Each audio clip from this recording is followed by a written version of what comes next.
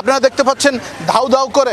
আর নতুন করে কিন্তু আমরা দেখতে পাচ্ছি কারখানার উত্তর পাশ দিয়ে আগুনের লেলিহান শিখা কিন্তু আরও বেশি বেড়ে গেছে। এখন কিন্তু আরও বেশি পুরো ভবন একেবারে কাঠের স্তূপে আগুন লাগলে যেমন আগুন জ্বলতে দেখি আমরা ধাউ ধাউ করে, আগুন জ্বলতে দেখি, ধোঁয়ার কুণ্ডলী দেখি, ঠিক একইভাবে এই তোয়ালে কারখানাটি একেবারে ধোঁয়ার কুণ্ডলী বের হচ্ছে, ধাউ ধাউ করে আগুন জ্বলছে।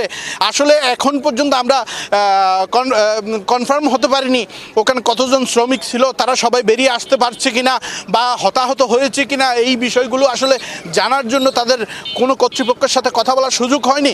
কারণ আগুনের লেলিহান শিখা এত বেশি যে আশপাশে যাওয়ার কোনো সুযোগ নেই।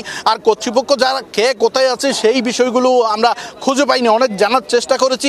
তবে সর্বশেষ ফায়ার সার্ভিসের সাথে কথা বলেছি আমরা। ফায়ার সার্ভিস আমাদেরকে যেটি জানিয়েছেন, এখন তারা তাদের সর্বশক্তি দিয়ে আসলে আগুন নিয়ন্ত্রণের চেষ্টা করছেন, আগুন নিয়ন্ত্রণ করে এবং সাথে সাথে ভেতর কেউ আটকা পড়ছে কিনা সেই বিষয়গুলো দেখছেন, তাদের উদ্ধারের চেষ্টা করছেন। একমাত্র স্মার্ট সিটি বসুন্ধরা, আধুনিকতায় এক ধাপ এগিয়ে। এবং আপনি দেখতে পাচ্ছেন ইতিমধ্যে এই আমরা যখন সরাসরি সম্প্রচার আছে এই মুহূর্তেই কিন্তু আগুনের মাত্রা বেড়ে যাচ্ছে। এখন কিন্তু ধাউ ধাউ জ্বলছে এবং দমকল বাহিনী কিন্তু চেষ্টা চালিয়ে যাচ্ছেন। তারা পানি দিয়ে নিবানোর চেষ্টা করছেন, অন্যান্য তাদের কৌশল নিবানোর চেষ্টা করছেন।